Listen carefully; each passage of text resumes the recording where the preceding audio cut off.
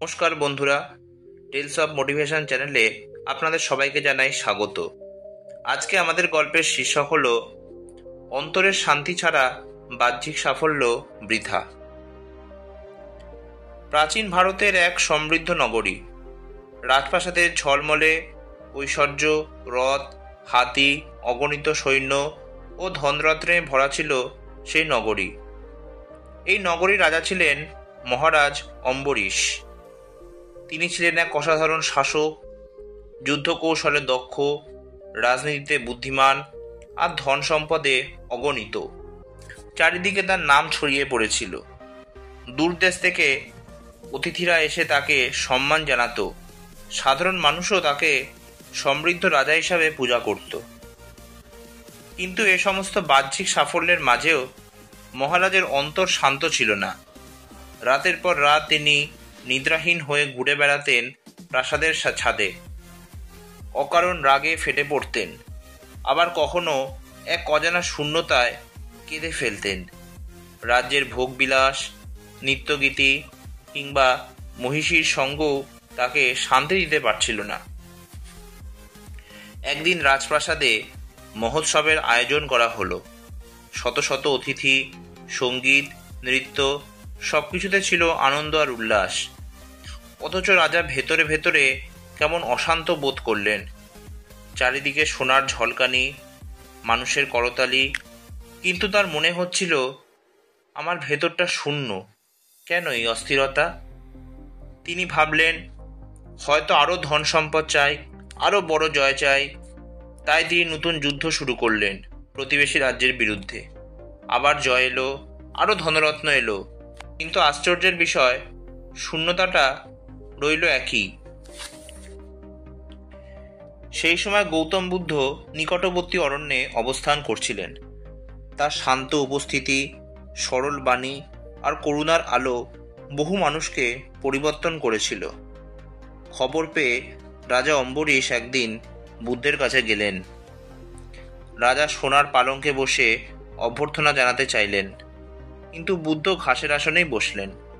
রাজা বিস্মিত হয়ে জিজ্ঞেস করলেন, ভগবান, আমি সব পেয়েছি, ধন, মান, প্রতিপত্তি, তবু আমার অন্তর অশান্ত, কেন এমন হয়? বুদ্ধ শান্ত দৃষ্টিতে রাজার দিকে তাকালেন। বুদ্ধ বললেন, রাজা, ধরো তোমার কাছে এক অমূল্য রত্ন আছে। তুমি সেটিকে বাইরে হাজার সোনায় মুড়ে রাখলে, কিন্তু ভিতরে যদি তা ফাঁপা হয়ে যায়, তবে সেটি কি সত্যি মূল্যবান থাকবে? তোমার রাজ্য, ধনরত্ন, জয় সবই বাহ্যিক অলংকার, কিন্তু যদি তোমার অন্তর শান্ত না হয়, তবে এই অলংকার বৃথা। রাজা কিছুটা অস্থির হয়ে বললেন, তাহলে আমি কিভাবে অন্তরের শান্তি পাবো ভগবান? বুদ্ধ উত্তর দিলেন, শান্তি আসে ভিতরের আসক্তি ত্যাগে। তুমি জয়ের লোভে ছুটছ, সম্মানের তৃষ্ণায় পুড়ছ, অথচ শান্তি লুকিয়ে আছে ত্যাগে, মমতায় আর সচেতনতায়।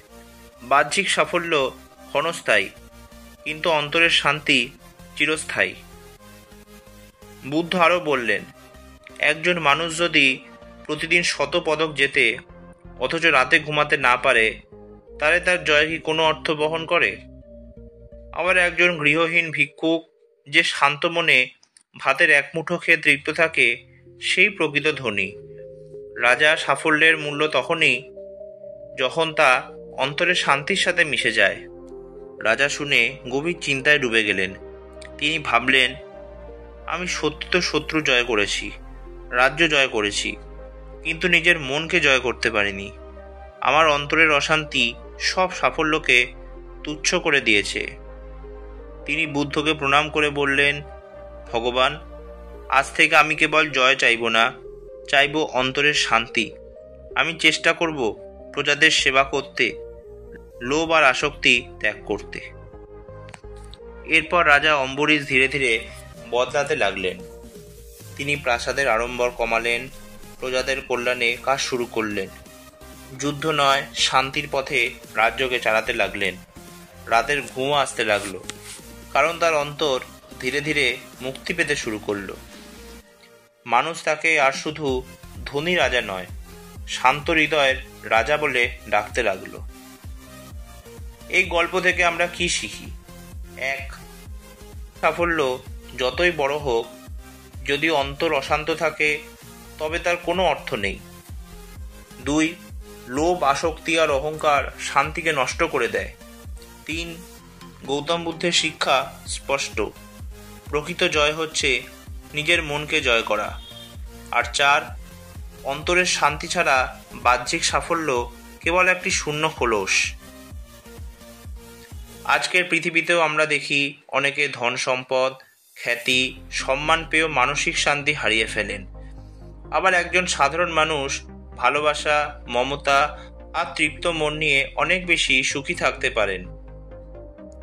তাই আমাদের প্রত্যেকের লক্ষ্য হওয়া উচিত প্রথমে অন্তরের শান্তি খুঁজে পাওয়া। যখন মন শান্ত, তখনই বাহ্যিক সাফল্য সত্যিকারের অর্থে সুন্দর হয়ে ওঠে। গৌতম বুদ্ধ যেমন বলেছিলেন, নিজেকে জয় করাই সর্বশ্রেষ্ঠ জয়। আজকের ভিডিওটি এই পর্যন্তই। কাহিনীটি ভালো লাগলে প্লিজ ভিডিওটি লাইক, শেয়ার আর চ্যানেলটি সাবস্ক্রাইব করতে ভুলবেন না। আবার নতুন গল্প নিয়ে আমি আপনাদের সামনে উপস্থিত হব। ধন্যবাদ।